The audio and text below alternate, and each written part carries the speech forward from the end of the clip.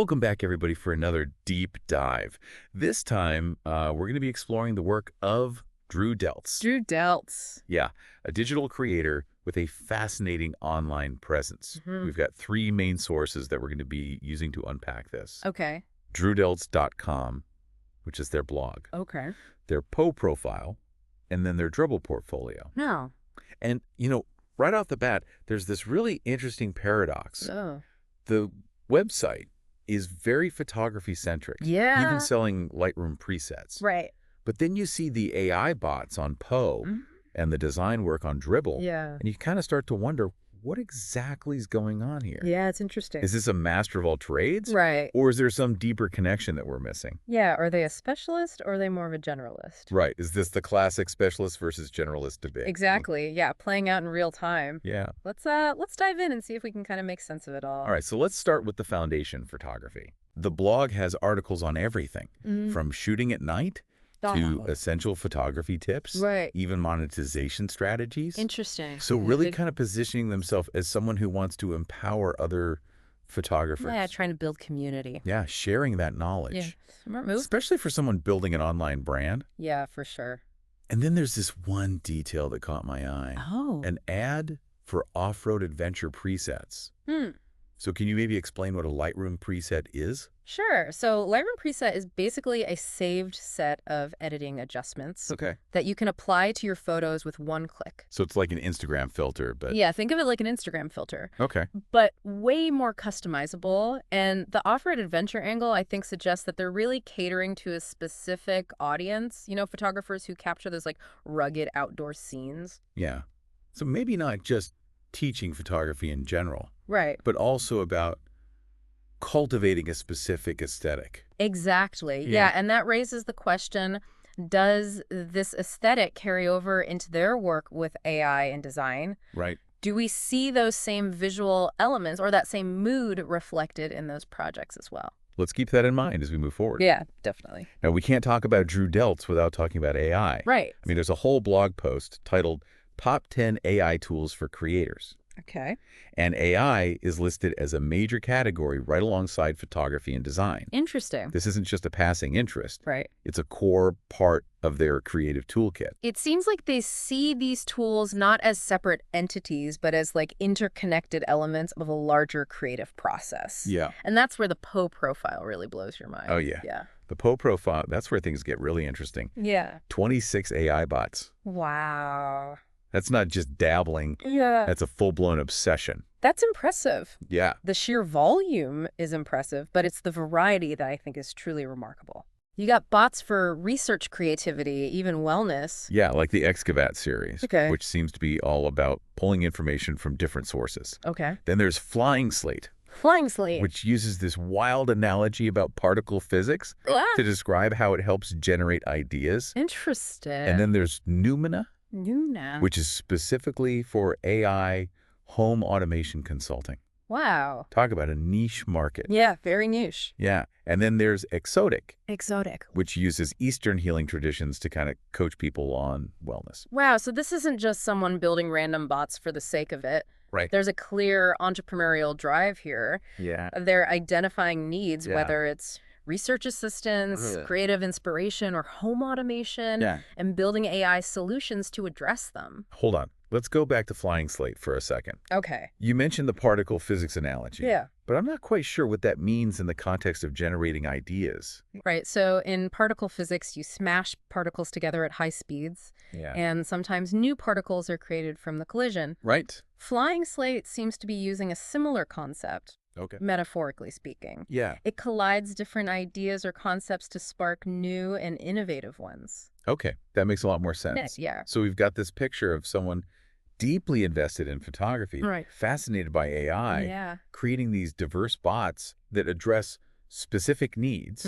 But then there's the Dribble profile, Okay. and suddenly we're thrown into the world of visual design. Interesting. And it's not just random designs either. Right. We're seeing designs for digital products, landing pages, and even wait for interfaces for AI tools. Wow. So it's not just that they have this design skill set, Right. but they're using it to give form and function to their AI projects. closing the loop on their own creative process. Like they're saying, I don't just want to imagine these AI tools. Right. I want to design how they look, feel, and interact with users. Yeah, and that's where the photography background comes full circle. Right. Those skills in composition, color, visual storytelling are now informing the design of their AI projects. Exactly. Wow, that's a lot to take in. It is. We've gone from photography to AI bots to visual design, and it seems like there's this intricate web connecting it all.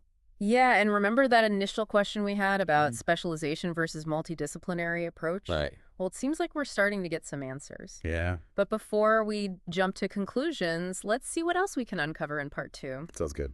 All right, we'll be right back. You know what's really interesting is how Drew is capitalizing on this shift we're seeing in the creative landscape. Yeah. AI tools are becoming more accessible every day. Right. Which lowers the barrier to entry for people who might not have considered themselves like techie before, right? So is Drewdeltz a one-off? Or are we going to see more of these multidisciplinary creators emerge as these tools become even more integrated into our lives? It's a fascinating question. Yeah. And I don't think there's an easy answer. Right. You know, we hear a lot about the importance of specialization, the need to become an expert in one narrow field. Right.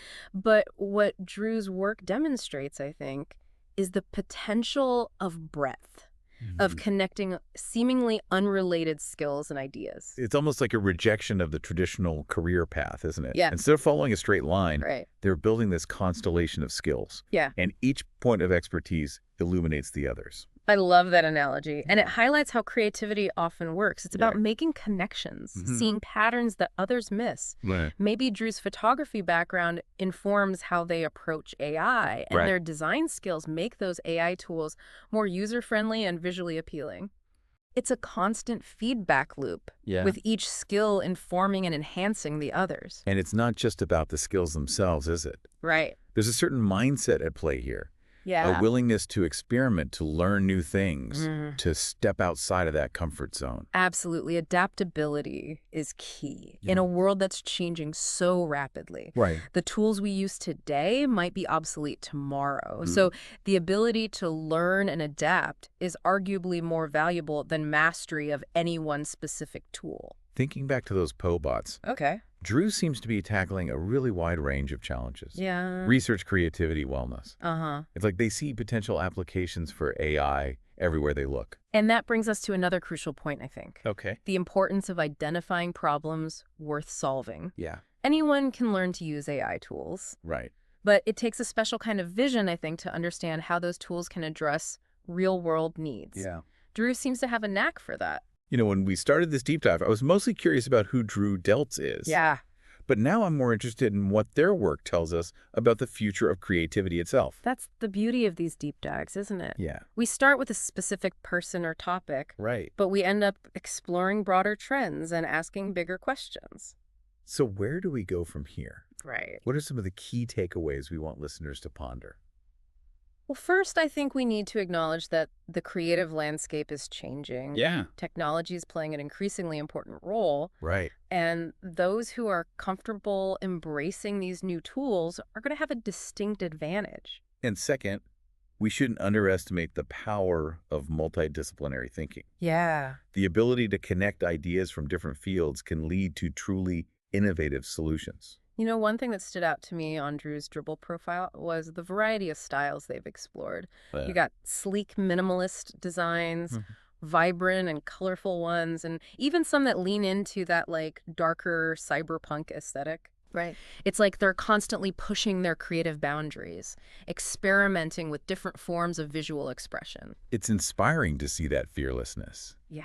Especially for aspiring creators who might feel pressured to fit into a certain mold. Right. Drew's work is a reminder that you don't have to limit yourself. Exactly. Yeah. And let's not forget the entrepreneurial aspect of their work. Right. Drew isn't just creating for the sake of creating. Yeah. They're building tools and solutions that have real-world value. Right. They're turning their creative passion into something tangible, something that can benefit others. That's a crucial point. Yeah. It's one thing to have skills and ideas. Right. But it's another thing entirely to turn those into something that makes a difference.